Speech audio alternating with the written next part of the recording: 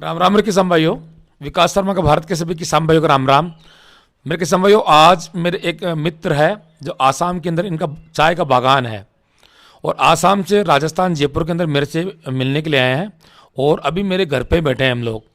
तो ये सामने है राजीव जी। राजीव जी पिंचा नाम है इनका, और इनका चाय का बहुत बड़ा बागान है। और आप बड़ा आदमी हमेशा छोटा ही बोलता है, हाँ। और साथ के अंदर हमारे मेरे जो ताऊ जी है, गोपाल ताऊ जी है, ये मेरे रेल के अंदर ताऊ जी है, और अभी हम घर के अंदर बैठे हैं। तो राजीव जी ये मेरे लिए गिफ्ट लेके आए हैं। एक तो ये लेके आए हैं, चाय का ये पैकेट लेके आए हैं, ठीक है।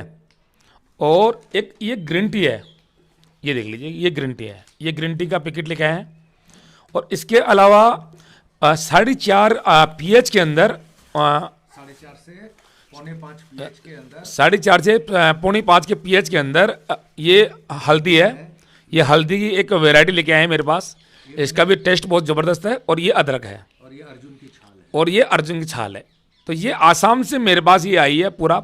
और मैं इनके जो देख रहा हूँ तो बहुत ही मैं प्रसन्न हुआ ये गिफ्ट, क्योंकि ज़्यादातर लोग किसान भाई मेरे पास आते हैं तो खाने पीने की चीज़ ही लेके आते हैं। कई कई किसान तो ऐसे भी आते हैं जो मेरे को मोटा और मोटा करने की चीज़ लेके जाते हैं, बादाम काजू ड्राई फ्रूट। और कई किसान क्या करते हैं, मेरे को पतला होने की चीज़ें भी देते हैं, जैसे ग्रीन टी है, अर्जुन छाल है, स्वास्थ्य के संबंधी।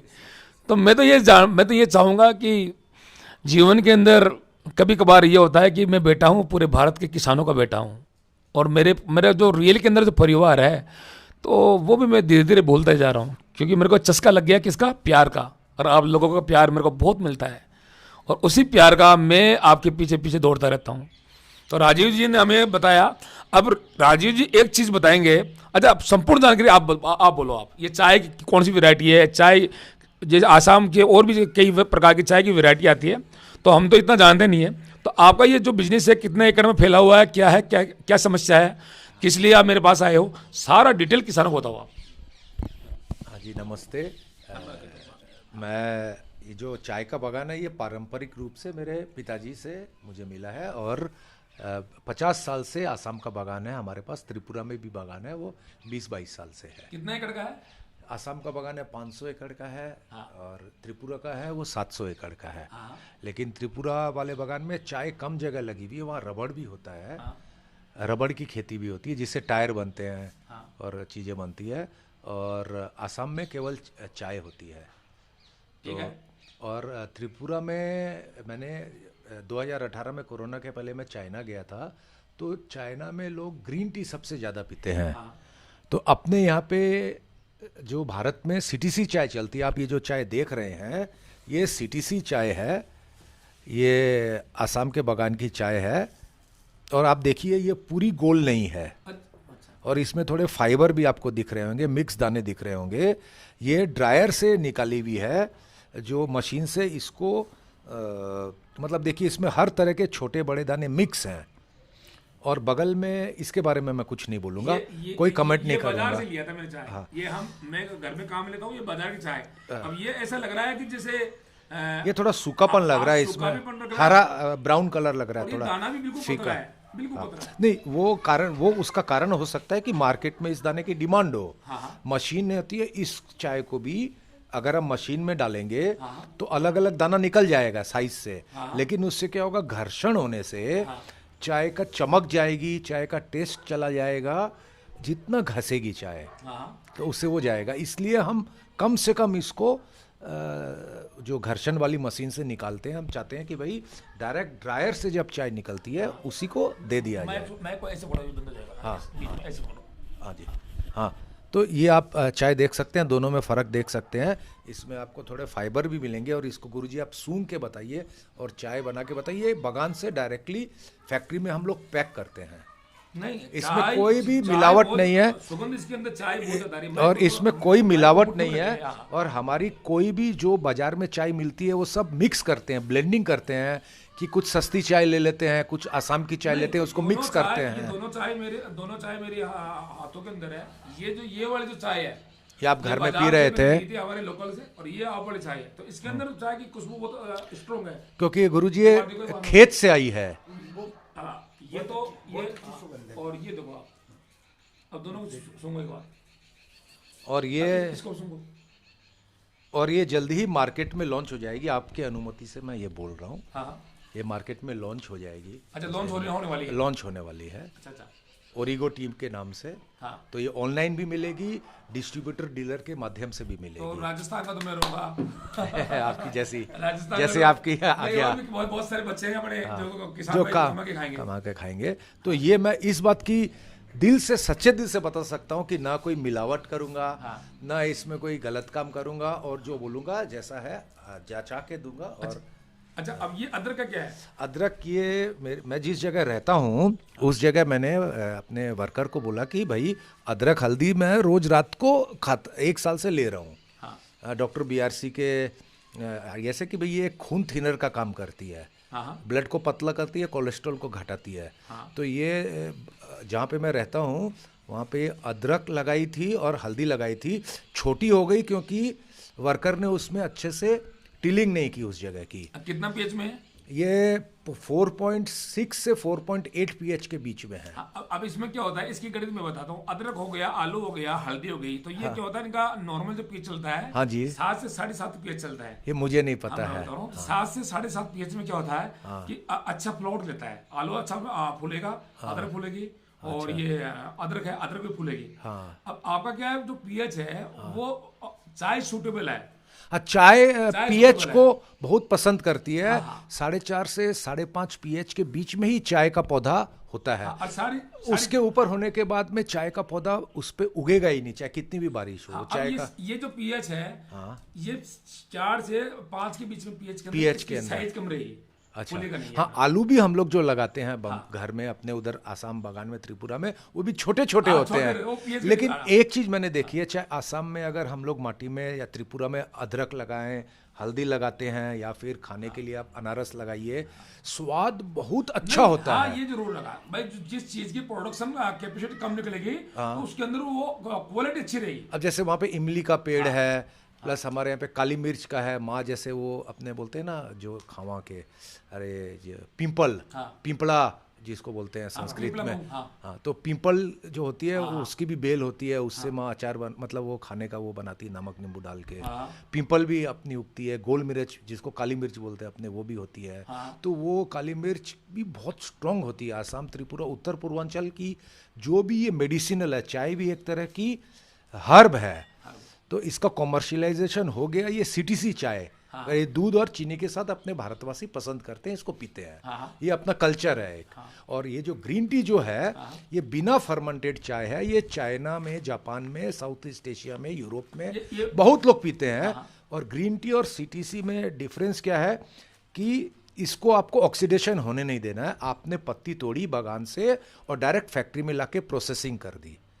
जैसे अपने सेब खा रहे हैं, तो अपने ने सेब काटा और खा लिया आपने ने, इसका मतलब अपने ने ग्रीन टी खा ली। लेकिन अगर अपने सेब को काट के एक दिन छोड़ देंगे, एक रात, वो पूरी सेब काली हो जाएगी। तो वही आप समझ लो कि ये ऑक्सीडेशन हो जाती है, इसके लिए इसमें कलर आ जाता है, इसीलिए लाल चाय बोलते हैं इसको। जब आप पानी में गर्म करेंगे बिना दूध चीनी के, तो गुरुजी जिस तरह का चूल्हा पहन के रखे हैं उस तरह का कलर आ जाएगा पानी में। इसका कलर रेड रहेगा, रेड रहेगा, ऑरेंज रेड, ब्राइट रहेगा, बहुत शानदार, चमकीला चमकीला। और जब दूध डालेंगे तब ऐसा कलर आता है, दूध और चीनी से। तो ये चाय है, बहुत कड़वी होती है। और ग्रीन टी के बारे में मैं बताऊंगा कि ग्रीन टी बिना फर्मेंटेशन की चाय है। और चाय का पौधे के बारे में एक बात, जब मैं दक्षिण भारत में गया था, कानन देवन पहाड़ी में, तो एक जो चाय के विशेषज्ञ बोल रहे थे कि हनुमान जी चाय का पौधा लेके आए थे। जब भगवान लक्ष्मण जी जब मूर्छा हो गए थे, तो वो पौधा लेके आए थे, वो चाय का पौधा था, उस चाय के पौधे से छींटा, ये ऐसा सुना है मैंने, मुझे। तो उससे उनकी बेहोशी या जो, तो चाय के पौधे में इतने हाईएस्ट कैटेचिन्स बोलते हैं, एंटीऑक्सीडेंट पाए जाते हैं। ग्रीन टी में दुनिया में सबसे ज़्यादा एंटीऑक्सीडेंट है। एंटीऑक्सीडेंट अगर हम रोज लेंगे तो हमारी बॉडी के अंदर जो फ्री रेडिकल है, नुकसान करने वाले, जो एक एज के बाद 40-45 के बाद शरीर में बहुत सारे खून में खराबी आने लगती है, खून मोटा होता है, बहुत सारी विष बनने लगते हैं। तो ये रोज आप पिएंगे, ये प्रिवेंशन का काम अच्छा, करेगा। कई डॉक्टर्स को धक्का मार के निकाल देगा उसको। ये कोई गवर्नमेंट्स के डॉक्टर्स का कहने का मतलब ये चाय नुकसान करती है? नहीं, चाय को अगर आप बार बार उबालें और बहुत ज़्यादा दूध चीनी डालेंगे तो गैस करेगी, एसिडिटी करेगी। लेकिन अगर आप इसको भगवान ने जिस तरीके से बनाया उस हिसाब से आप पिएंगे और एक लिमिट में लेंगे, ये दवाई औषधि का काम करेगी। अच्छा, औषधि के हिसाब से वो नुकसान करती है। और ना तो इसको ज़्यादा उबाले, ना दूध और चीनी का शिकंजी शरबत बनाएं। चीनी भी कम डालें, दूध भी कम डालें। अच्छा, दूध भी कम और चीनी भी कम डालें तो वो उससे आपको गुण करेगी।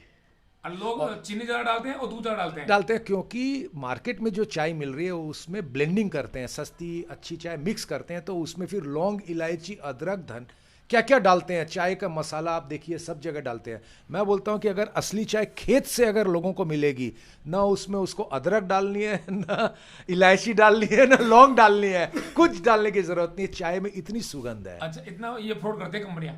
ये मैं नहीं बोलूंगा। नहीं, मैं नहीं बोल सकता। मेरे ऊपर केस मुकदमा हो जाएगा, मेरे को पकड़ के ले जाएंगे। ये कोई छोटा मोटा आदमी का नहीं है जो केस मुकदमा हो जाए, इसकी पूरी जिम्मेदारी मेरी रहती है। और ग्रीन टी जो है ये जैसे भगवान ने चाय एक जड़ी बूटी है।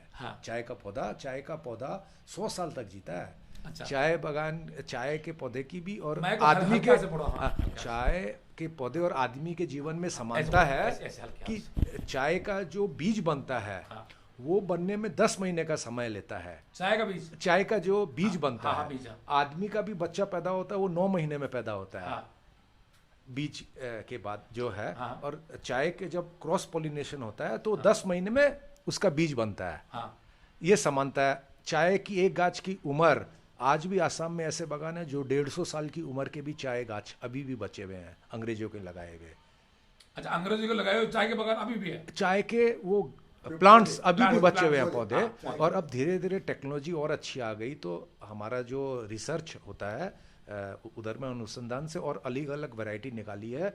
तो कुछ लोग जो आजकल बहुत सारी मार्केट में आपको इसलिए मिलाना पड़ता है कि मैक्सिमम लोग क्या आजकल 2 तरह की चाय का सेगमेंट हो गया। इस बारे में मैं बोलना चाहूँगा बिना किसी के राग द्वेष के या बिना किसी के। 2 तरह के सेगमेंट हो गए। एक है बागान वाला सेगमेंट, जिनके 50 साल 40 साल से बागान है, पुश्तैनी बागान है, उसमें उनके वर्कर भी हैं, उनको सारी सुविधाएं देनी पड़ती है, तो उनकी कॉस्ट ज़्यादा पड़ती है क्योंकि आपको उनको घर और जो गवर्नमेंट का रूल्स है।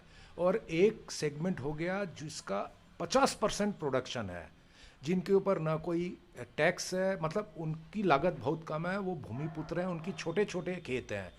तो छोटे छोटे जब खेत बन गए तो आसाम और त्रिपुरा में फैक्ट्रियां बन गई, जिनके ऊपर में वो कॉन्ट्रैक्ट से काम कराते हैं, उनके ऊपर में कुछ कॉस्टिंग उनकी कम है, आप समझ गए। जैसे एक बागान वाला है वो वर्कर को प्रोविडेंट फंड भी देगा, घर भी देगा, दवाई भी देगा, बचपन से लेके जन्म से लेके मृत्यु तक सब कुछ देना है उसको, घर, दवाई, खाना, कपड़ा, राशन सब देता है और गवर्नमेंट के नॉर्म्स के हिसाब से वेजेस देता है। जबकि चाय में आपको इतना डिफरेंस क्यों मिलता है? बागान की चाय में डायरेक्ट अगर खेती से हो और जो मार्केट में मिल रही है, आपको तो नहीं पता कि उसमें कौन सी चाय मिलाई हुई है, बॉटली फैक्ट्री की चाय मिलाई हुई है क्या। बॉटली फैक्ट्री में इन लोगों की कॉस्ट कम आती है, इसीलिए चाय के बाज़ार में असंतुलन है। और अगर बागान मालिकों को इसीलिए घाटा होता है, इसीलिए इसका एक ही उपाय है, अगर अपने भारतवासियों को जागरूक बनाए और हर बागान वाला सच्चाई बोल के हर डायरेक्ट भारतवासी के पास पहुंचे कि भाई ये है, आप मेरी चाय देखिए, आप मुझे सपोर्ट करिए, डायरेक्ट खेती से खरीदिए। अच्छा, मैं ये पूछना चाह रहा हूँ कि आपका और मेरा संपर्क कैसे हुआ? मैंने गुरुजी का वीडियो चैनल देखा तो मैं बहुत दिन से ये मन में मेरी इच्छा है, 5-7 साल से मैं सोच रहा हूँ कि हम लोग केमिकल और फर्टिलाइज़र से खेती कर रहे हैं। इससे आसाम, त्रिपुरा और कछार, सिलीगुड़ी, जलपाईगुड़ी सब जगह की ज़मीनें हमारी ख़राब हो गई, ज़मीनें हार्ड हो गई और उसमें फर्टिलाइज़र के बाद फर्टिलाइज़र की डोज बढ़ती जा रही है। चाय का पौधा जो है हफ्ता भर अगर बारिश नहीं हो, 10 दिन बारिश नहीं हो और धूप हो तो उसमें ऐसे नरम जैसा दिखने लगता है। जबकि अगर मुरझाते नहीं है, मतलब लग रहे हैं कि भाई प्यासा है, हल्का हरा हो गया। तो इससे मुझे जब पता चला तो मैं पहले से भी सोचता था कि मुझे गाय आधारित वेद वेद हम लोगों के जो वेद हैं उस लिखे गए उस हिसाब से खेती में हम लोगों को जाना पड़ेगा, लेकिन जैविक खेती में। लेकिन आसाम त्रिपुरा में केवल आसाम में और दार्जिलिंग में केवल आसाम में और कुछ एरिया में कुछ एक गिने चुने बागान हैं जो जैविक खेती कर रहे हैं। वहाँ पे ऐसी समस्या है जो टर्माइट है, ऐसे कीड़े हैं जो ये जैविक से आज तक कंट्रोल नहीं हुए। 2 या 4 बागान कर रहे हैं तो वो अपनी चीज़ किसी को बताना नहीं चाहते हैं, तो ये समस्या है। जिसके पास फॉर्मूला वो क्यों बताएगा, वो नहीं बताना चाहता है। तो सारे बागानों को बिना जानकारी के अभाव में ये पेस्टिसाइड, वीडिसाइड और फर्टिलाइज़र का उपयोग करना पड़ता है। और चाय के दाम इतने कम मिलते हैं डायरेक्ट बागान वालों को कि उनको कॉस्टिंग से नीचे सेल करना पड़ता है। अच्छा, मेरे से आप हेल्प क्या चाहते हो? आप मैं आपसे चाहता हूँ कि बागान की ज़मीन ठीक हो और वापस मुझे इतनी प्रबल शक्ति मिले और हिम्मत बढ़े कि मैं नेचुरल फार्मिंग की तरफ बढ़ सकूं। मेरा विश्वास हो कि भाई नेचुरल फार्मिंग और काढ़े और जड़ी बूटी से भी रोग और कीटाणु पे संतुलन रखा जा सके। मैं पूरे नाश की बात नहीं कर रहा हूँ, संतुलन हो, मट्टी अच्छी हो और लोगों को जहर मुक्त जो चाय का बागान हो, जहर मुक्त चाय मिले। हाँ। लेकिन उसमें जो प्राइस अभी है इसमें 3-4 गुना प्राइस बढ़ जाता है क्योंकि प्रोडक्शन सीधा 30-40% हो जाता है। और जंगल की समस्या आती है जिसको खरपतवार बोलते हैं अपने यहाँ पे, हम लोग वहाँ वीड बोलते हैं जंगल। हाँ। तो उसको जंगल को काटने के लिए वर्कर नहीं है। उसमें हम लोग ग्लाइफोसेट नाम की औषधि दवा देते हैं जिससे कि जंगल खत्म होता है। लेकिन मुझे ये भी पता है कि उससे रिएक्शन भी होता है, सॉइल खराब हो जाती है। तो चाय के बागान लाखों हेक्टेयर में लगे हुए हैं। हाँ। और अगर आप उसको नहीं करोगे तो उसको धीरे धीरे ही होगा, एक साथ में संभव नहीं। अगर एक साथ में किया गया तो क्रॉप भी नष्ट हो जाएगी और कीड़े लग जाएंगे और वो होना संभव नहीं है। राजीव जी का मैंने बहुत काफ़ी टाइम लिया और आसाम से मतलब राजस्थान मेरे जयपुर मेरे घर पे आए हैं और काफ़ी वक्त बिताए हैं साथ बैठ के और कई प्रकार के उन्होंने कई बातें भी बताई है। परंतु मैं इनको ये आश्वासन देता हूँ कि जो उनका जो चाय का बागान है तो हम शुरुआत करेंगे 1 एकड़ से और पहले 1 एकड़ के अंदर हम सफलता प्राप्त करेंगे। 1 एकड़ के अंदर हमारा अगर चाय का बागान अगर सही तरीके से पैदावार देता है जहर मुक्त के हिसाब से ऑर्गेनिक तरीके से करेंगे उसको, तो फिर आगे और बाकी के जितने भी एकड़ ज़मीन है उसको धीरे धीरे कवर कर लेंगे। तो बहुत अच्छी बात है कि हमारे एक मित्र है आसाम से और मेरे घर पे एक सुदामा हूँ, एक ब्राह्मण की कुटिया है, तो यहाँ पे आप मेरे मित्र आए हैं तो कुछ इनसे भी कुछ सीखने को मेरे को मिला है और मेरे से भी काफ़ी चीज़ें सीख के जाएंगे। और फिलहाल अभी मैं क्या है पॉली हाउस के अंदर दिखाने के जा रहा हूँ, पॉली हाउस फार्मिंग हम किस तरह से करते हैं। क्योंकि पॉली हाउस में भी क्या होता है, कीट पतंगे, चाय के जो बागान में जो कीट पतंगे होते हैं ना वही पॉली हाउस मिलते जुलते पॉली हाउस में कीट पतंगे रहते हैं। हाँ, तो आपके चाय की बागान के अंदर स्पेशल जो कीट होते हैं उनका ही बताओ कौन कौन से रोग आते हैं। हाँ जी, मैं चाय के बागान में जो कीड़ों की समस्या है उसके बारे में बताता हूँ। सीज़न के शुरू में अब नई सीज़न शुरुआत होगी मार्च से, होली के समय से फर्स्ट सीजन बोलते हैं। तो उस समय एक कीड़ा, मैं हिंदी का नाम नहीं जानता हूँ, हम लोग इंग्लिश में थ्रिप्स बोलते हैं उसको। थ्रिप्स सबसे पहले अटैक करता है। ये थ्रिप्स क्या है कि ये थ्रिप्स की बीमारी चाय के बागान नहीं है। हाँ। ये क्या है कि एक मतलब ये मिर्ची होगी, मिर्ची, टमाटर, अच्छा जी, और मतलब जितनी सब्जी की फसल है उसमें ये थ्रिप्स की बीमारी सब पे आती है। सेब के बागानों में भी आती है, तो ये चाय के बागान में भी आती है, सब्जियों में भी आती है। ठीक है, इसका समस्या इससे ये होता है चाय की साइड से पत्ती को चूस लेता है, सिकुड़ जाती है पत्ती, फिर वो थ्रिप्स की आदत है, अंडे भी छोड़ता है वो। हाँ, और इसका समाधान मुझे नहीं पता, मैं बीमारियों के बारे में बताऊंगा एक करके। दूसरी, इसके बाद सीजन में बीमारी आती है, उसको हम लोग ये रेड स्पाइडर बोलते हैं हमारी कॉमन लैंग्वेज में। मकड़ी रेड स्पाइडर, वो एक तरह का एक्रीसाइड उसमें यूज करते हैं।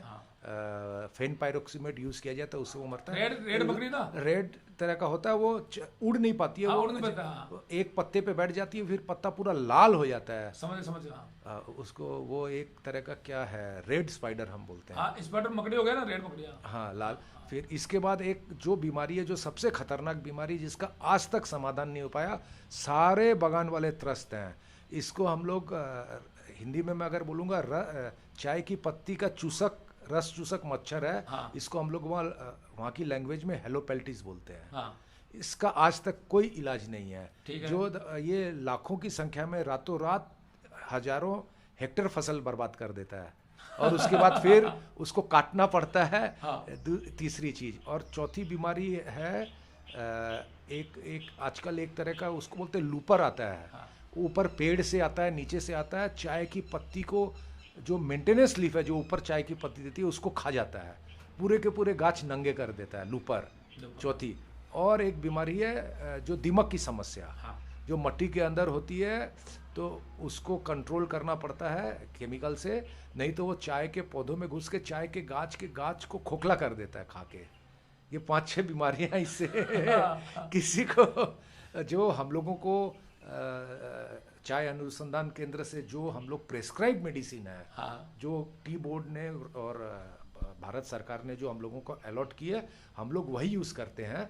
मैं इसमें ये बोलूँगा कि हम लोग खेत की तरह या सब्जी की तरह मनमानी औषधि का यूज़ नहीं कर सकते हैं, केमिकल और पेस्टिसाइड का। जो हम लोग को प्रेस्क्राइब है वही हम यूज़ करते हैं, और उसी नियम से चलते हैं। उसका एक नियम होता है। गवर्नमेंट आपकी दवाइयों को डिसाइड कर रखी है, यही दवाई हम ले सकते हैं, उससे दूसरी अलावा नहीं ले सकते। और हमारे यहाँ चेकिंग होती है और ऑडिट होती है, चाय की टेस्टिंग होती है लैब में टेस्टिंग होती है। हाँ, हर बागान वाले के लिए जरूरी है, इसलिए और ये नहीं ऑर्गेनिक में आप आ सकते हो। ऑर्गेनिक में इसका है, इसमें क्या होता है कि जैसे ऑर्गेनिक में आपको ऐसे कांटे बनाने पड़ेंगे, तो मतलब जैसे आप चाय की बागान पे आप स्प्रे कर दोगे ना, तो उसकी खुशबू से कीट पतंगा पेट में बैठेगा नहीं, और जब बैठेगा नहीं तो रोग कैसे आएगा?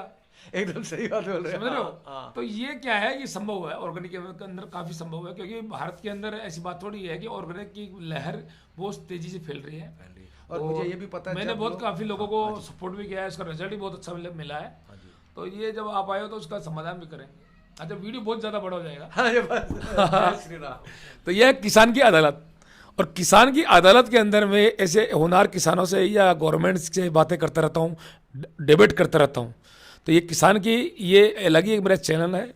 तो इसके अंदर क्या है कि किसान के मुद्दे मैं हमेशा उठाता हूँ, और किसान की जो समस्याओं के मुद्दे हैं वो भी मैं उठाता हूँ, और इसी चैनल के ऊपर मेरे पर्सनल मुद्दे भी मैं उठाने जा रहा हूँ, तो उसको भी थोड़ा देखना।